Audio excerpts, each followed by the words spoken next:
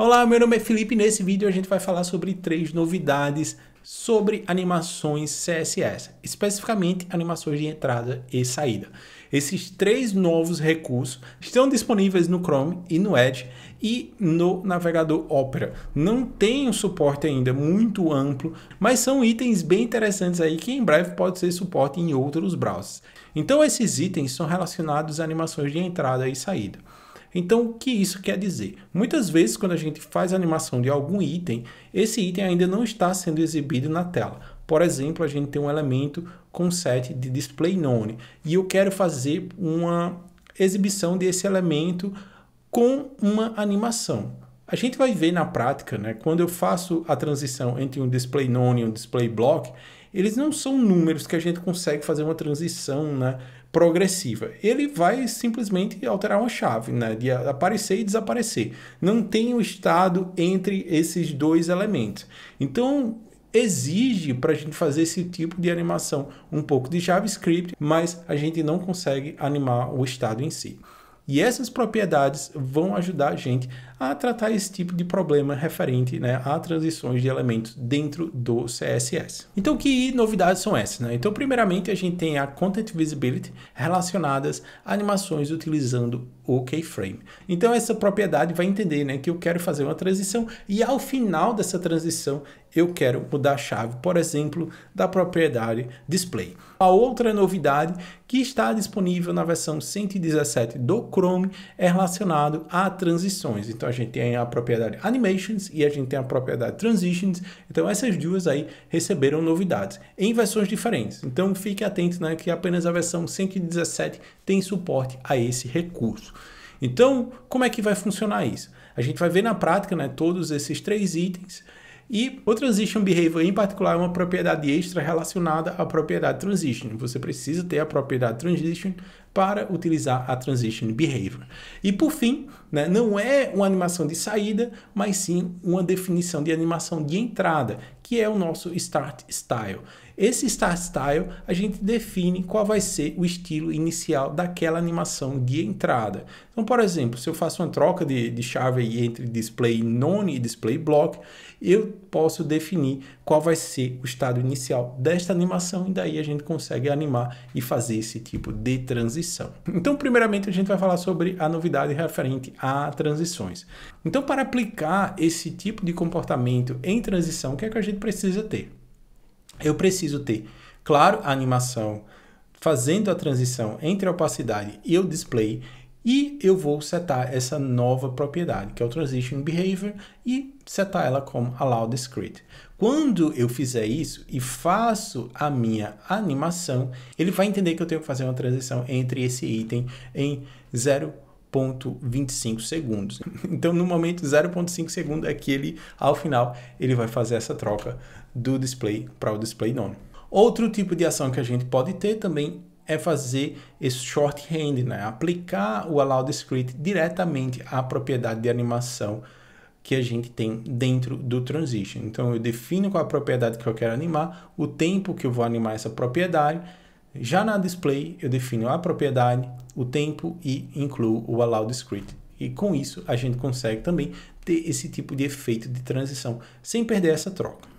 Então, para a gente ter um entendimento na prática desse recurso, então, por exemplo, aqui eu tenho esse Selector Card, esse Selector Card está aplicando esse estilo, e eu tenho o meu Transition, né? Tipo, para animar todas as propriedades de forma linear em 300 milissegundos. E quando esse elemento receber um class fade out, então eu estou usando nesting aqui, né? Então, nesse caso, ele tiver o class card e tiver o class fade out, a gente vai setar a opacidade 0 e o display none. Então, eu estou sem essa propriedade ser aplicada ainda. Então, o que vai acontecer quando eu removo esse elemento? Ele não faz nenhuma transição, porque ele já troca de imediato a propriedade display. Então, se eu quiser fazer essa animação discreta, o que eu vou fazer é, eu vou setar esta propriedade, Transition Behavior, Allow Discrete. Quando eu seto essa propriedade e eu clico nesse botão de remover, então tem um pouquinho de JavaScript aí que eu faço o clique desse botão, agora sim a gente tem um efeito de transição acontecendo, porque a gente setou esse comportamento de transição.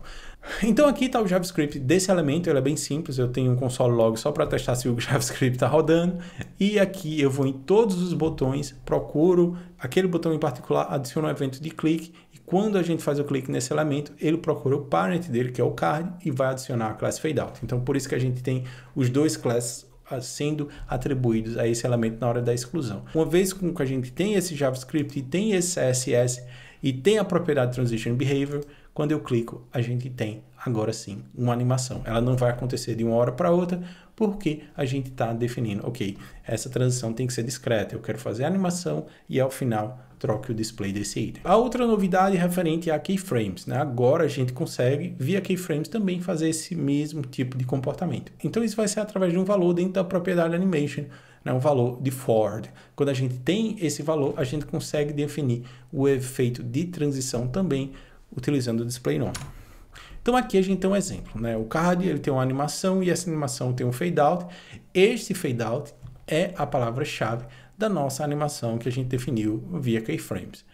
E o segredo, né, dessa animação é o valor forward aqui. Quando a gente tem um valor forward, ele sabe que ele vai fazer toda a animação e ao final dessa animação ele vai trocar a propriedade display. Então só para a gente ver isso na prática, com o keyframes, como é que vai funcionar? Então aqui no topo eu tenho minha animação com o nome fade out, eu tenho o estado final, que vai ser opacidade 0 e o display none. Dentro do meu seletor do fade out, o que é que eu vou fazer? Eu vou setar essa animação fade out em 0,5 segundos com o valor forward. Então quando a gente aplica esses valores, quando eu fecho esse elemento, ele faz o mesmo tipo de animação. Então se eu remover essa propriedade, né, a gente não vai ter esse efeito de forward, né, de ir até o final e parar. Se eu clicar em fechar, o que vai acontecer? Ele vai até o final e volta. Ele não para naquele estado final do display none. Então, para isso, a gente precisa ter a propriedade de volta. Uma parte interessante dessa animação também, como a gente viu aqui, eu tenho estados, né? Então, eu tenho o valor final de 100%. Eu poderia definir um estado de 50% também aqui. Dizer, quando ele estiver em 50%, o transform dele vai ser...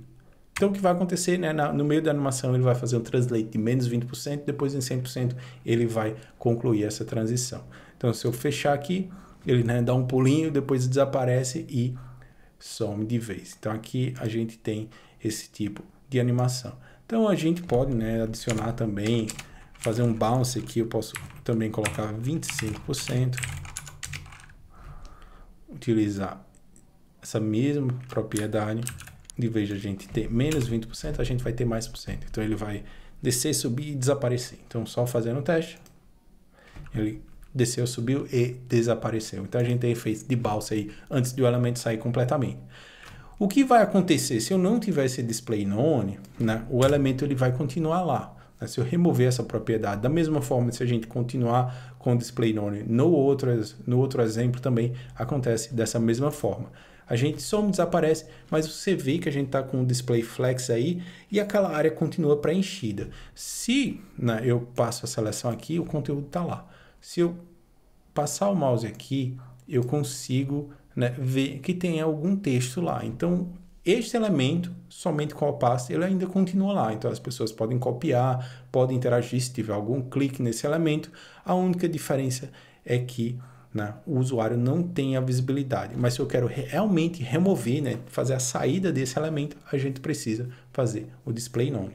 Então agora sim, a terceira e última novidade é referente ao controle de entrada de animações. Então as duas propriedades que a gente viu era referente à saída. Nesta novidade, agora a gente consegue controlar a entrada desse elemento. Então, por exemplo, se eu quero incluir um input novo ou um elemento novo na tela e ele vai do estado, né, de display none para o display block ou alguma propriedade que é visível para o usuário, a gente consegue também definir esse efeito de entrada, que é através de um seletor que é o @startingStyle. essa propriedade a gente consegue definir o estado inicial da animação. Então, para a gente ver isso na prática, a gente vai pular no glitch novamente. Então, nesse exemplo aqui, eu tenho um botão de mais e quando eu clico nesse botão de mais, eu vou exibir este card novo. De novo, o JavaScript desse item é bem simples. Se a gente for aqui em Script, eu seleciono esses dois elementos e quando eu clico, eu simplesmente faço o toggle do class show. Então, se agora eu for no CSS, né, o código está aqui comentado, mas se eu clico na opção de mais, ele simplesmente aparece sem nenhuma animação. E se eu quiser definir o estado inicial dessa animação, como é que a gente consegue fazer isso? Através dessa propriedade starting style. E eu posso fazer dessa seguinte maneira.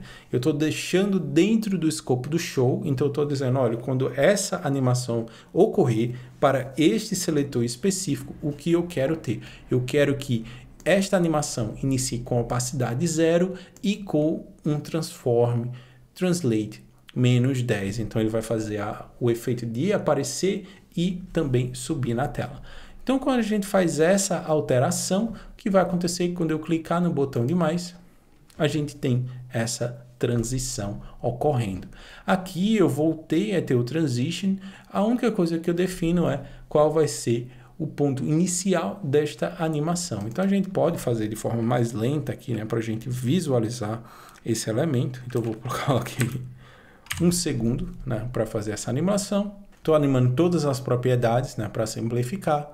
Então, quando eu clico no mais, a gente tem essa transição ocorrendo em 1 segundo. Então é isso, né? Essas são as 3 novidades CSS referentes a animações de entrada e saída.